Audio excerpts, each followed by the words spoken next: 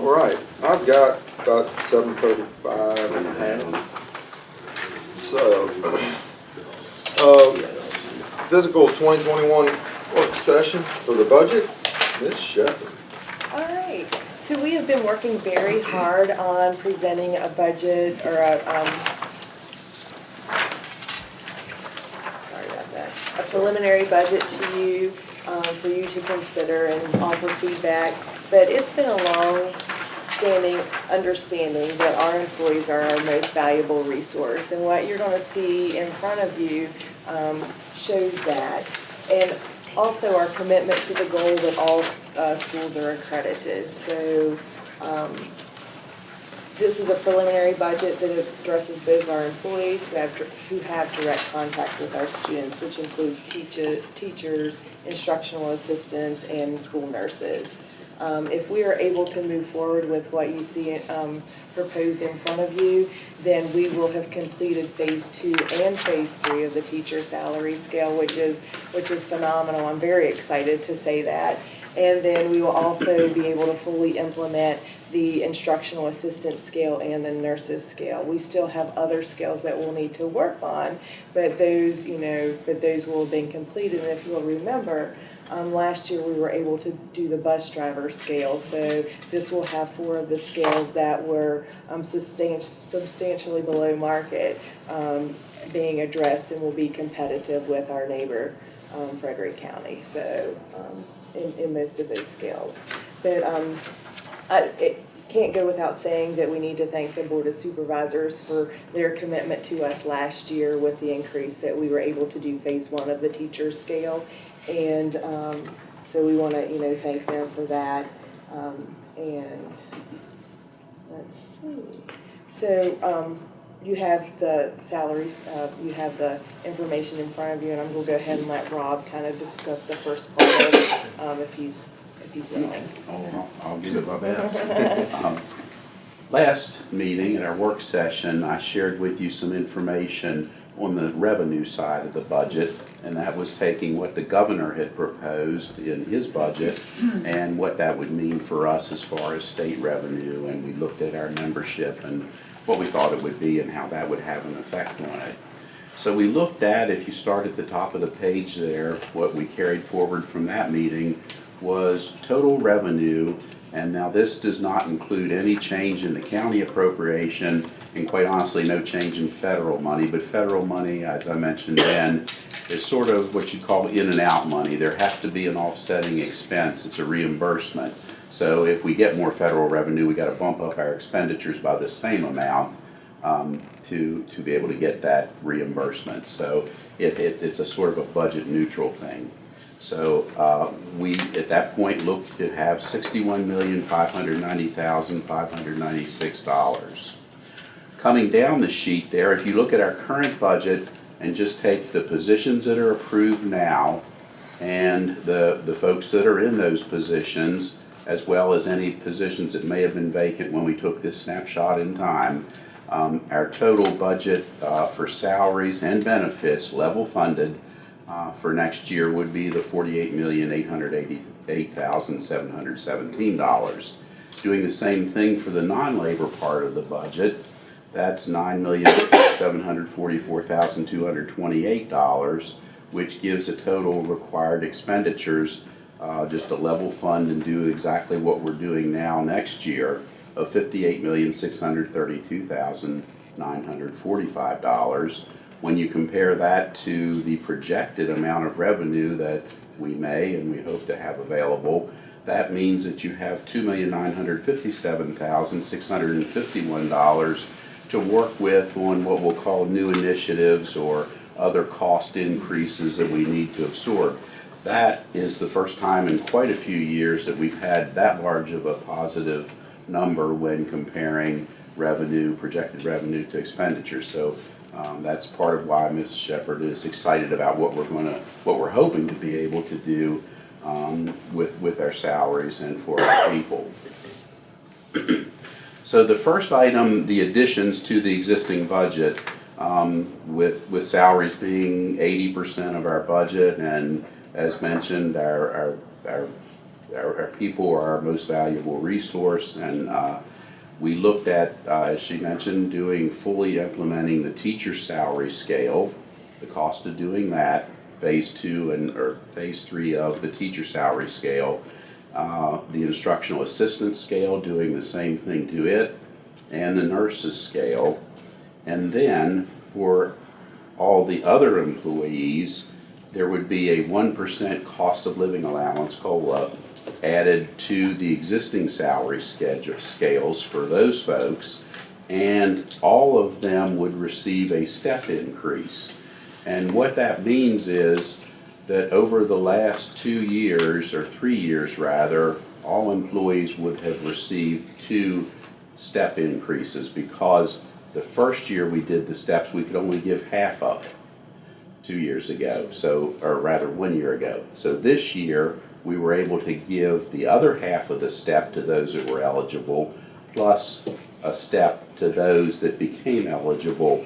Most scales have 2 years of experience on one step, but there are scales that have these clusters of like 0 to 5 and 6 to 11, so you've got to go 5 years without an increase. So what we have done is we've sort of forced a step increase on those folks who didn't receive one last year or this year, and quite honestly, if we stuck to those clusters on the scale, they would not have been eligible for one next year. And we just, we've heard and understand that that's important to folks to be able to see a progression and start moving forward. So we've tweaked the scales to push those folks so they would get, so everybody would get a step increase next year under this proposal, as well as a 1% cost of living to that step that they're moving to. The other thing that comes into play, the VRS rate is going up next year. It's been proposed to go up, and it would cost us just on this year's salary $312,329. The cost of the new VRS rate is also included in this line item, so it takes care of that. So basically, to do this, it would have cost less to do this if the VRS rate wouldn't have gone up, but that we have no control over, and by law we have to pay that rate. So the General Assembly can adjust that rate. I haven't heard any indications that they're going to, and quite honestly, if they do, then it's one of those pay me now or pay me later things that it'll catch up to us at some point. So they've been pretty good recently anyway about going with the actual rate that it should be to keep the retirement system sound for us. And that's what we're looking at on that particular line there, being able to do, again, fully implement teacher, instructional assistant, and nurse scales per the recommendations, and then also give everyone else a step increase, and the step they'll be going to will be 1% more than what it is this year. So, go ahead, Kathy. Well, I'm trying to understand that. So we were going to do the second phase, and you're talking about doing the second and third? Yeah, Doing Kim, it all? But yes, and Mr. Smith actually has some information for you, and I think that'll help clarify Okay. where, yes, but it would fully implement the teacher scale. Okay, Yeah, wow, it's very exciting. yeah. Are you excited?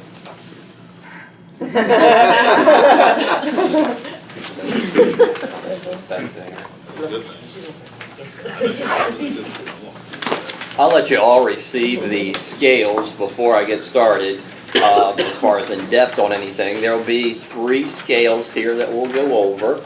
We'll go over the teacher scale first, followed by the instructional assistant, and then the nurses. And there should be enough to go around the room as far as. Okay.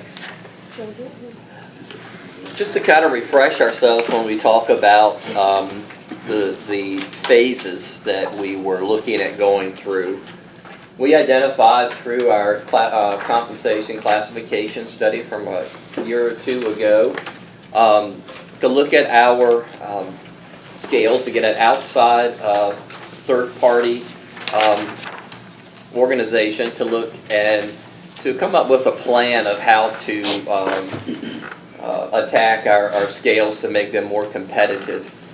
And on the teacher scale, we currently have 439 people who are on that particular scale. So that's a large number. We have a little bit under 800 full-time people, so quite a few fall there. The three phases that we hear, really phase one was to attack years 11 through 25. That was done last year. And phase two was then to go to the beginning and do 0 through 10. And then phase three was going to be 26 and beyond, or 26 to 30.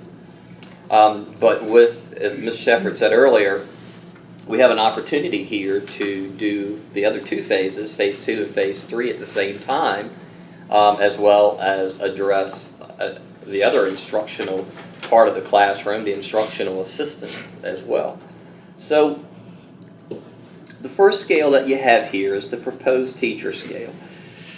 And on the left-hand side are just years of experience, and you see that it goes from 0 to 30, and then it has 30 plus years beyond that. Our scales that we had previous to last year at the teacher level and at lots of different levels, they just seemed like they went on and on and on. 31, 32, 41, 42, 43. So you almost need an 11 by 17 piece of paper to kind of keep up with it rather than what we have here. So we went ahead and we created a scale that was a little bit easier to handle, to follow, and we went 0 to 30 plus years of experience.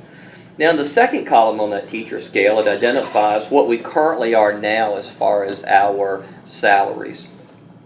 And you'll see that we start out at $44,545. And that actually in this area, the northern part of the Shenandoah Valley, that's probably the highest, starting by a few $100s or so.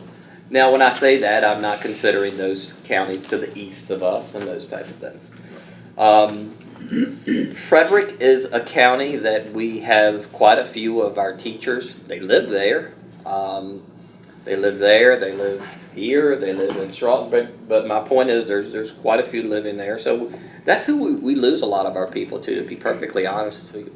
To the east, we do lose some people to Loudon, and we do lose some people to Prince William. It seems like a little bit more than we have in the past. But we do lose quite a few people to Frederick. So we've said that we want to be competitive there.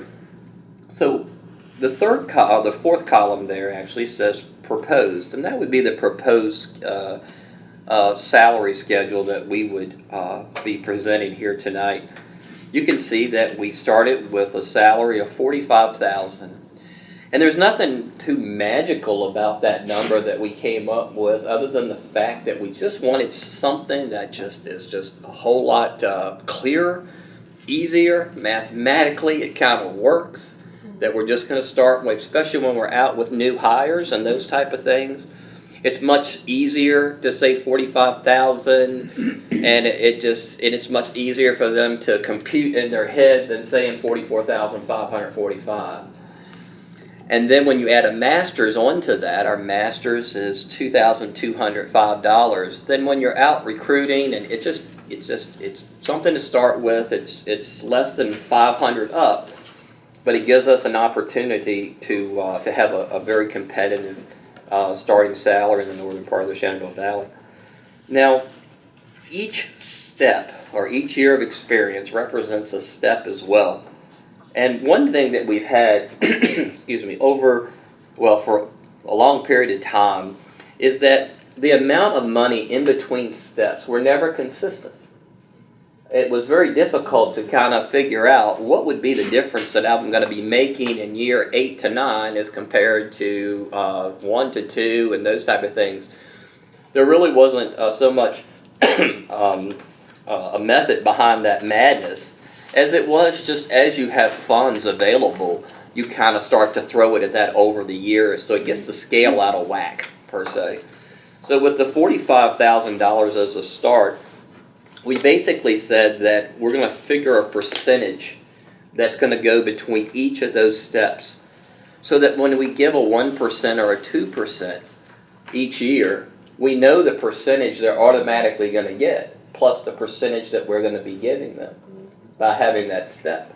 So that difference between each of these is basically a percent, a third of a percent, so it's 1 1/3% that is in between each of these steps. Okay? So by doing that, you can see that we have created a scale that is competitive with our competitor. Now, with Frederick's scale here, that's this year's scale. I don't know what their next year's scale will be, so I kind of have to just play off what I see that they currently have. But by doing that, if we gave a 1%, then realistically now it's a 2 1/3% increase because of the difference between plus the step. So the far column out there, the fifth column, is the difference. Now, what that difference represents is you're on the same step. Like take 0, for example. You're taking your proposed amount minus your current amount, so that's an increase of 455. Now that is only going to affect someone that you hire new, because they wouldn't be here. And then, but if we gave a step plus the 1 1/3% here plus an additional 1%, I mean, you're looking at a 2 1/3% increase plus a step, and that that can be. I mean, I taught for years. To me, on a teacher salary, that's significant. Those type of things. So that is the proposed teacher scale. That's how that scale breaks out. We'll kind of build upon that whole format on the next two scales, because we did something very similar for the instructional assistants as well as the nurses. But it gives us a scale that appears to be and is a competitive scale. Any questions that you guys have on this scale before we move to instructional assistants? There are a couple of places on this scale that we do fall behind Frederick County, but we quickly get caught back up. So, and I think we figured it over the lifetime, of our scale, it would be a $15,000 difference. Thanks, Lisa. Yeah. So. Ralph, did you have something? In our favor. In our favor, Yeah. good. If entering military folks, what step do they start on? In our policy, military folks are given 2 years of experience automatically. So they would automatically come in on that scale with no years of experience of having 2 years of experience. So they would be on step 2? Correct. Correct.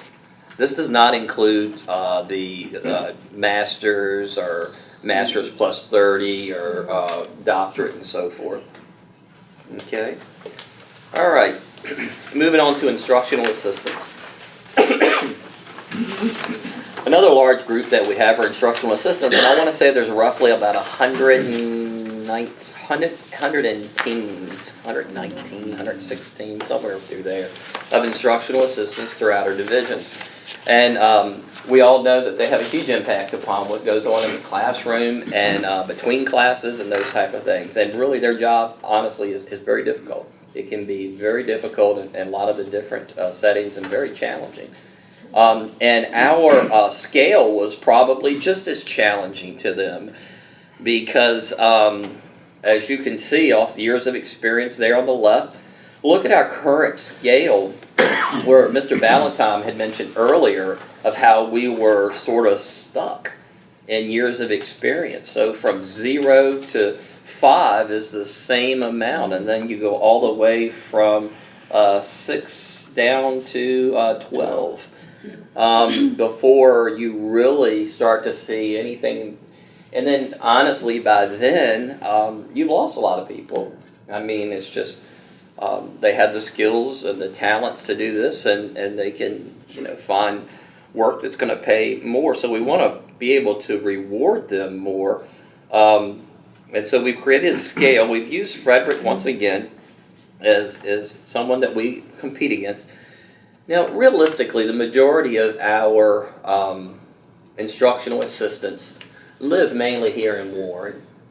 A lot of your different employee groups throughout. You can get some who come from farther away, and then some of the workforce is just here local.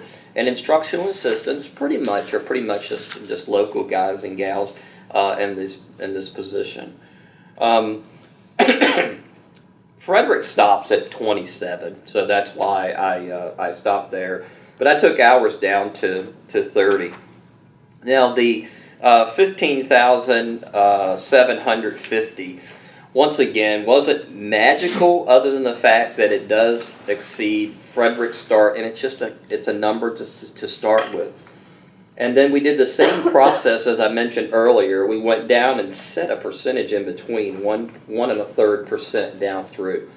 So if someone gets a step, and if someone gets their 1 1/3, and you give a 1%, so as we mentioned earlier, it's 2 1/3% increase as well as the step.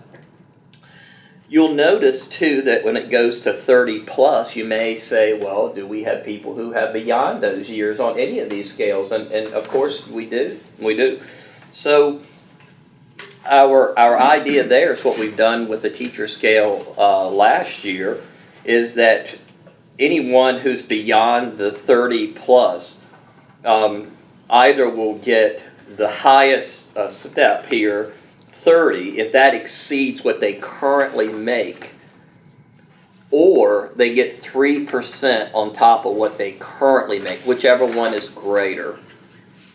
Because we have some people down there who are in the upper 30s, and I think we actually even have a couple with 41. Okay. So that scale, and out to the side, that fifth side there just shows the difference. And you can see that as you get down through 11 and 12 and 13 years of experience and down through there, it becomes significant in the amount as far as the percentage of what somebody's currently making. So it's impactful. And turning over instructional assistants, especially those instructional assistants who the students need to have someone that they know, they feel comfortable with, that they kids with lots of sensitivities and those type of things. It's very important to be able to keep those instructional assistants. And it has at times just as much impact of the turnover as it does with the classroom teacher. So that would just be the proposed instructional assistant scale. Any questions or thoughts or comments? Definitely needs to be reworked and Yeah, so if a you lot look, closer. if you look at 0 to 12, the difference there is $286 between a 0, a newly hired person and a 12-year person. So that really needed to be addressed. So. The last one would be the nurses. This is a little bit different than the first two. And the fact is, you don't really necessarily see a particular. I got everyone called, but I'm sorry. It's like not bad contagious. It's gonna be fine. Okay. So here you don't have Frederick as one of the lines that come down here because it's different with nurses, in the sense that each county works like a different number of days. Shenandoah, Winchester is 200. I think Shenandoah and Frederick are like 198 or 192. We're at 184 days. So it's hard to compare apples to apples when you're looking at a salary, when you're looking at a totally different number of days. And LPNs and RNs, we require RNs. We require RNs, yes. And so what I ended up doing here is I took the starting scale of Shenandoah, Winchester, and Frederick, and I just got an average of what their average pay would be, and then I just took a daily rate. I got what that daily rate was, okay, and then I multiplied that by 184 because that's what our contract is. So that 31,280 is our starting point. And the 50,150 is basically where most of those divisions were on average at 30 years. Do they also require RNs? Not No? all of them, not all That's of not- them. They had different scales, an LPN, a RN, and some degreed nurses. Is it hard for us finding RNs that'll come for that salary? Oh, it's difficult because you're competing with the private sector. You are. Yeah, yes. you're competing with the private sector there. So, At the same time, we have a great bunch that have been pretty loyal, Mhm. and it's great that we're able to support them. so really, I took the 30 plus years, the 50,150, and I subtracted that from our starting point, 31,280, and then I divided that out by 30, so that it's 30 steps that we have through there to give. It doesn't work off a percentage like the other two. However, it works off an equal amount of funds. So then I just add that amount. I think it's like $629 that go in between each of these. And then that creates the scale that we currently have there, along with the difference off to the side. And you can see some of the difference, once again, off the percentage of the amount is significant. But that's an area of service with students, especially those with health care plans and with all the allergies and just with diabetes, anything in general. Requires And, medication there. and two, they're very helpful. Our nurses are very helpful for if we need some training with our staff and those type of things. So that's how that scale came up with. Those are the proposals, and those would be the differences that you would see.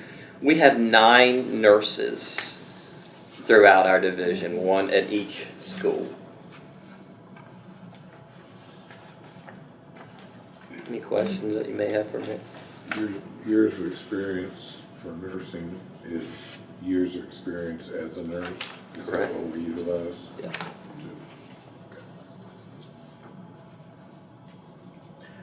Our nurses have been integral in helping with our emergency preparation drills and our local emergency planning committee, as well as our allergy plan, our community allergy plan, which addresses a variety of allergies throughout the community. They have been crucial in helping develop that. That was done after school hours, and it's done with the emergency opening up Warren County Middle School as a shelter. They're donating their time during the summer and after, and after school hours to be part of that. It's a great group.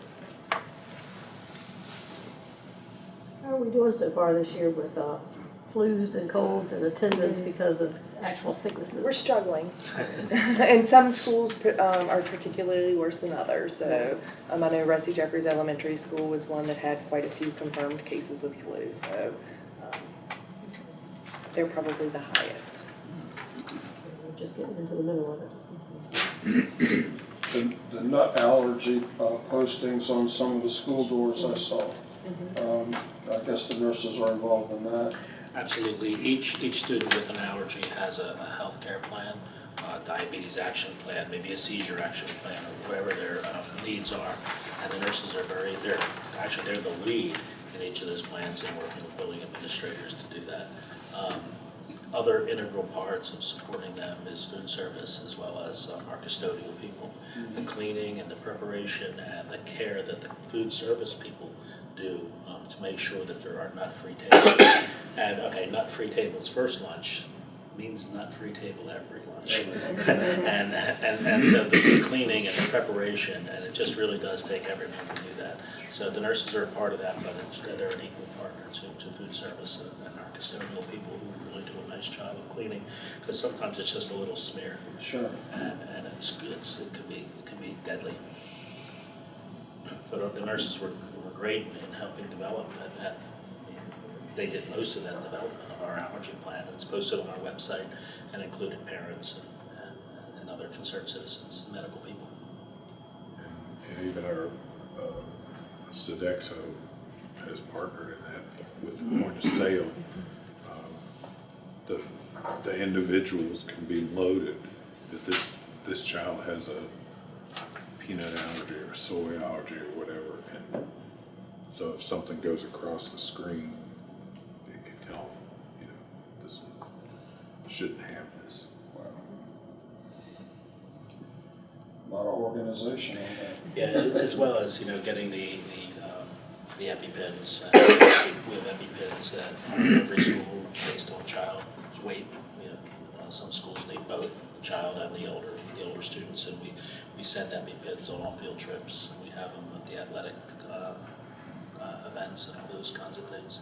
I mean, it's a tracking challenge because they expire. They're very You're trying to get them all. You don't want them all Yeah, expiring at once in expiration. case there's a shortage, so we stagger them, and we make sure that EpiPens are available for every event that we have, especially field trips. Not especially, including field trips, which is the real challenge, getting them to. So is there any questions on what Mr. Smith just presented? So you'll notice that our salaries are at the top of the list because that's, as a leadership team, that was one of our number one priorities. So, that's where we put that. But down below that, you'll see that there are some positions that we've identified that would be helpful for our programs. One of the ones, you've heard about the program today, it's called the Patient Care Tech. And that's a program that they're going to be implementing at Blue Ridge Tech Center. And we have received money from the Warren County Educational Endowment to implement this program. We have asked Valley Health for some additional funds, and also the Claude Moore Foundation for some additional funds. And we want to put a placeholder of, half of the cost of a 1/2 FTE. For this position so that we can offer the position. If we are not able to afford half-time, we can make it work, but it would be much better if we could afford to do the half-time FTE for this program so that we can see it grow each year as we continue the program. The next thing down, you'll see there are 2 EL teachers, English language teachers, and we added 2 additional teachers this year. And we had a little influx on the number of EL students in E. Wilson Marson and Hilda Barber. I'm looking at the Last expert year. over there, yes. Yeah. And, Last year, Wilson Morrison, this year, Hilda J. Barber. Right, and EL students require a predetermined amount of instruction daily. So this would put us into compliance with the amount of time that they would need to be served for EL instruction. So. The third item there, Behavior Support Specialist Program. Several years ago, we had a program called Therapeutic Day Treatment Program. We continue to have it, but it was Medicaid funded, and we had groups from outside our organization coming in and providing assistance to our kids who have mental health issues or behavior issues. And they would go into the classroom and they would work with a student, they would build a relationship with the student. If the student was having a behavior issue, they could go into the classroom, remove the student from the classroom, and then return the student when they were ready. But they give them the support and reteaching the expected behavior. So that program was very successful.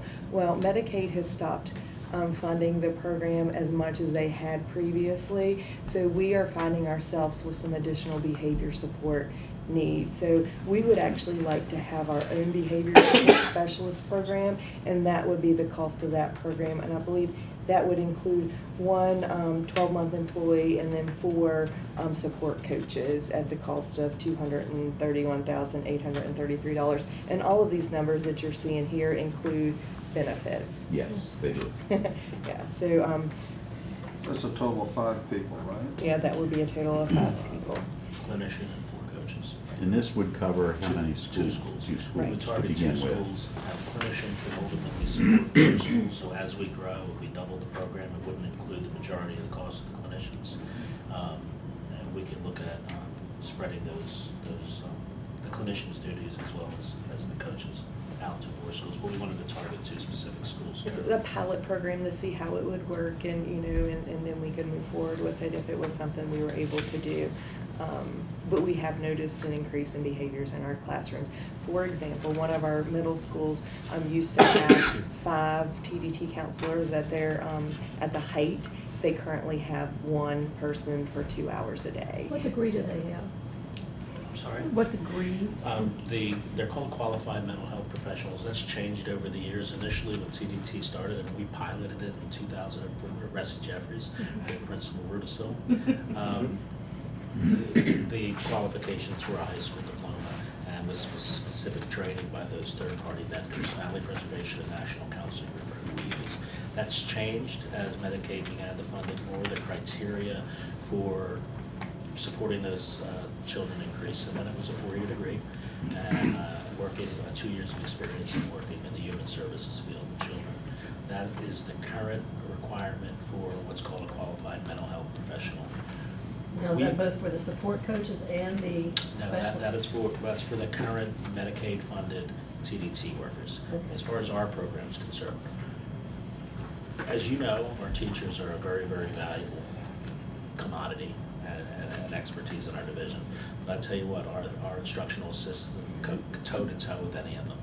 We feel we can hire people at the instructional assistant level and provide them with a training course through our department and be able to support them with the clinician just as well as we can with the qualified mental health professionals that the TDT people are employing. There are a lot of TDT people out of work. We feel that we could attract many of those workers at this level. Why are they out of work? Because Medicaid has changed the criteria for TDT. So basically, there's still a TDT program. At its height, there are 28 counselors embedded in our schools, serving hundreds of students. Medicaid decided to, the criteria for a student to be eligible for TDT has changed significantly. It's very hard to qualify students. Thus, those third-party vendors, those companies couldn't afford to keep those counselors in the schools because students weren't qualifying, even though the behaviors haven't changed. If anything, the behaviors have gotten more intense. So, and Medicaid is choosing to spend its dollars elsewhere. TDT isn't one of them. The burden is being basically laid back onto the schools. So we, being the pioneers that we are, and we were the first in the region to start TDT back in 2004, we feel we can be the first in the region to create our own locally funded TDT program and support our kids, not only students that are eligible for Medicaid, but any student. So where in the past, the criteria would be a student had to be eligible for Medicaid to get those support services, we can support a student regardless of their economic situation. I don't know if that answers your question, but I'll talk It forever. does. So, yeah, we feel we've got a great bunch of people that we think we can put in this position and get the greatest bang for our buck. So the next thing on the list is 2 special education instructional coaches. As we've looked at our data, special education is a place where we think will be our next area where we need, we'll have accreditation issues. So we have a third of our teachers, a third of our special ed teachers are on provisional license. They could be career switchers, or they could be just they've graduated with some other degree and they come in. So we're hiring great people for these positions, but we need to make sure that they're, we need to help them improve their craft. So hiring these people would, instructional coaches would help with that. And I know we have instructional coaches at our elementary schools for math and literacy, reading, and they're doing phenomenal things at the elementary level. So we do not have any instructional coaches at the middle or high school level at this time, so. Or AS Roach, just to put it. Or AS rates, yeah. How long does a teacher or someone stay, instructional aide or whoever, stay with us under a provisional license before they have to? They get 3 years. They get a 3-year period of time to finish whatever coursework or assessments that the state says that they still need. Technically, their license, if by chance something occurs during those 3 years, I think you become ill or something just interrupts their ability to take these classes and those type of things, we can, as a division, request an extension of 1 year up to a total of 2 years, meaning the going into that 4th year, they would get an extension, and then going into that 5th year, they could get an extension. But mainly, it's just 3 years to get their course worked out. For the special ed folks. For the special ed folks. Truly, not to get off on that, but truly, anyone on a provisional license at any level, they have 3 years to be able to get their coursework and their assessments in. Because you could have someone even in physical education, you could have someone in social studies who just may need a particular assessment by the state. So a provisional license is good for 3 years. There's just a severe shortage, severe. And then the next thing on our list are 2 instructional resource team specialists. And we have an IRT that does, that is in charge of math and science. Math, Technology. Math, science, and STEM, technology. yes. And then we have another one who does history, English, and Foreign foreign language. language. So we have, so having them concentrate on 3 large areas, it's difficult for them to be an expert in any and to really move more than one of those areas forward. So they're doing a lot of curriculum development, pacing guides, things like that. So they're really doing all of that office work, but they're not really able to get into the schools to do, you know, to help with implementation. So this would, adding 2 would be able to split our 4 main, our core areas up. So we would have one in math, science, social studies, and English. And then I'm sure we would divvy up foreign language and the other one. And yeah, actually, the that would Technology, probably yeah. stay within those. Yeah, so you know, that's our goal there. And we think it would have a big impact on our, on what we teach in the classrooms. And then the next item is adding an additional $4,760 for the for CMT, CTE, EMT, and trade tuition increase due to increased enrollment. So that's a great thing.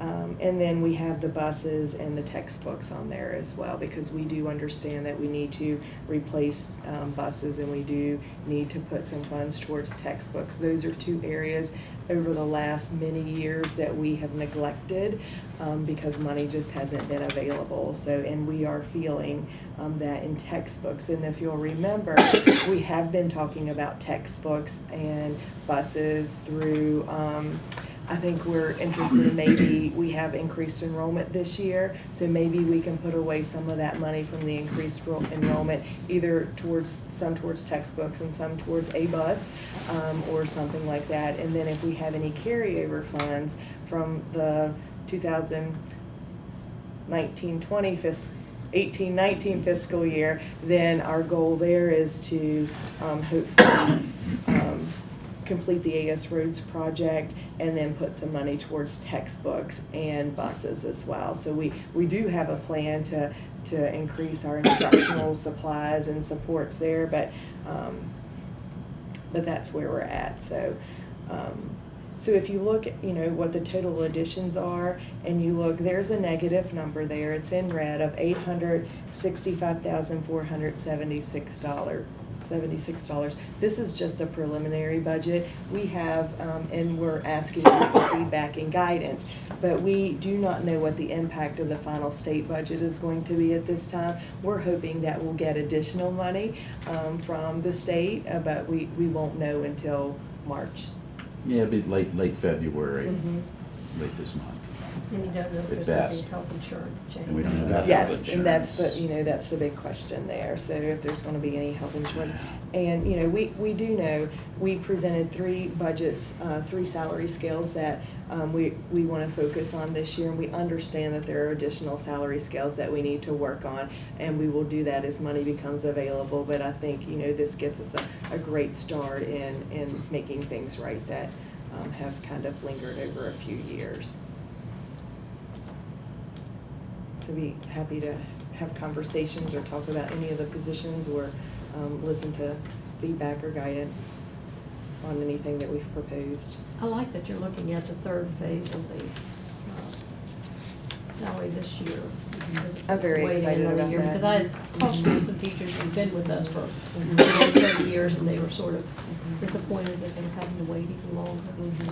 And quite honestly, when you do it in phases like that, like we did 11 to 25, you can't do everything you need to do to that top end of that range, the 20 to 25, because if you push that to where it should be, then someone at 26 years is making less than that. So you it's just, if we can do this, I think that's just a major, major accomplishment and something that we could feel good about and just build on that success to do the rest of them. I agree. I mean, if we can fix it all this year, let's fix it all this year, and take a lot of work away from everybody. We got a level playing field then, Yeah. for everybody involved. Where's the substitute cost in this? That is in the non-labor budget because we contract out that to a third party to provide our substitutes. And I looked at it the other day, and what we have budgeted for this year, we were within several $100s this year of where we were last year at the same time. So, you know, you look at the report every day and you think, oh my goodness, we gotta be, you know, having more subs than we have in the past, but it's deceptive, I guess. But unless, Buck, you've picked up a different trend or anything in what you're seeing, but what we had spent through December, it was right on with where we'd been the prior year. So I think the challenge that you're seeing with substitutes is just the fact, can you get enough Get enough. substitutes? Because, as I mentioned earlier, there are certain positions that are more local just because a lot of times it's the pay. You know, so when you have the economy that is what it is currently, I mean, the private sector is a constant challenge. You know, when the economy's not doing very well and those type of things, it does have a negative impact on a lot of other things, but some things it's very positive for.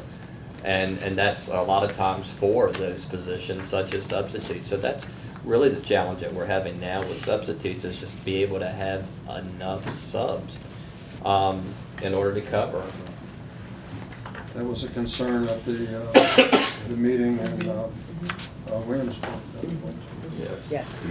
Big concern. Anybody have anything else for anyone? Questions, comments, concerns? So, we meet a joint meeting with the Board of Supervisors on February the 18th. 18th. And then we meet the next Night Wednesday. for our work February the session. 19th for our work session. So, we should have more information, you know, we'll finalize the budget and we'll present it for you for approval the first March meeting. But if you have any questions, we'll be happy to, you know, sit down and talk with you about it. I think you explained everything pretty well. Yeah, I think so. You go here, look at it, and chew on everything. Digest it. Yeah. Digest We it. don't have We do. You want to stay here? We just stay. I can read this in. Okay. Perfect. Yes, sir, Mr. Wells. This motion is made that this open public meeting of the Warren County School Board become a closed meeting pursuant to Virginia Code Section 2.2-3711. The school board desires to discuss the following matter in a closed meeting. Section 2.2-3711A1. Discussion, consideration, or any reviews of prospective candidates for employment, assignment, appointment, promotion, performance, demotion, salaries, disciplining, or resignation of employees of the school board, so specifically an employee personnel issue. Second. All those, roll call, Mr. Brown. Roll call, okay. Madam Vice Chair, Aye. Dr. Pence. Aye. Mr. Rinaldi. Aye. Mr. Wells. Aye. And Mr. Chairman. Aye. All right, we are now in the closed session.